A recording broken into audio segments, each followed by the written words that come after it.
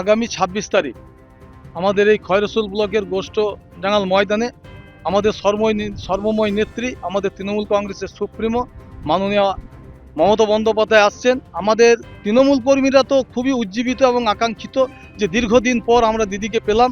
আমাদের খুবই ইচ্ছা ছিল যে দিদিকে আমাদের খয়রসুল মাঠে নিয়ে আসবো এবং তৃণমূলের প্রচারটা ফ্যাক্টর নয়, দিদিই হচ্ছে আমাদের আসল উন্নয়নের কাণ্ডারি।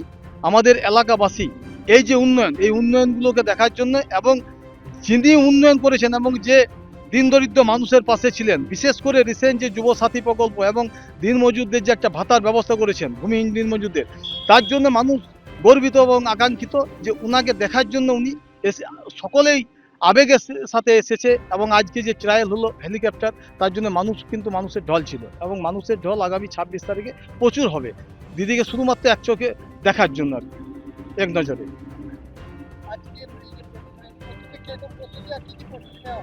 দেখুন, এখানে প্রথমে হেলিপ্যাড হলো, হেলিপ্যাডের চারিদিকে ব্যারিকেড এবং আমাদের যে প্যান্ডেলের বিশাল আকারে প্যান্ডেল, প্রায় ৫০,০০০ সমাগমের আমাদের একটা ইচ্ছা আছে এবং মানুষের আকাঙ্ক্ষাতে দেখে বোঝা যাচ্ছে, মানুষের উৎফুল্ল আছে যে প্রায় ৫০,০০০ লোক এখানে আসবে এবং এই ময়দানে মমতা ব্যানার্জিকে শুধুমাত্র চোখের দেখার জন্য যে দিদি মানুষের পাশে ছিলেন, আমরাও মানুষের পাশে আছি, এটাই বার্তা সকলেই দেবেন আর কি।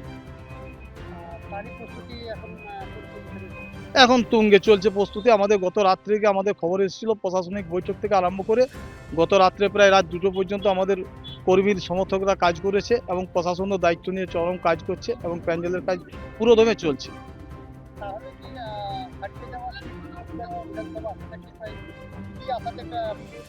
একদম, দিদি আসার পর থেকে আমাদের যে মুভমেন্ট ছিল তার থেকে অনেক অনেক গুণ বেড়ে যাবে।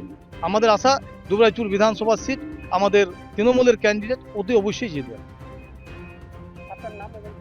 আমি কাঞ্চন দে, খয়রসুল ব্লক কোর কমিটির একজন সদস্য। দ্য সহজ পাঠ, সহজ কথা, সঠিক তথ্য।